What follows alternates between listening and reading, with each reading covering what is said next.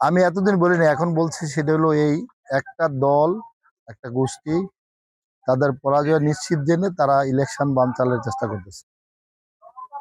এটা সাধারণ মানুষ এটা নিয়ে শঙ্কিত না, এটা নিয়ে আমরা উদ্বিগ্ন না।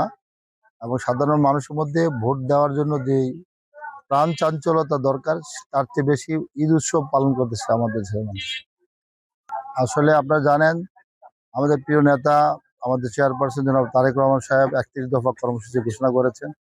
সেই ৩১ দফার মধ্যে প্রতিবন্ধী যারা যারা বিভিন্ন প্রতিবন্ধী বলতে বিভিন্ন রকমের প্রতিবন্ধী, তাদের জন্য আমাদের দলের পক্ষ থেকে বিশেষ তাদের ট্রিটমেন্টের জন্য এবং তাদের প্রশিক্ষণের জন্য বিশেষ ব্যবস্থা গ্রহণ করা হয়েছে।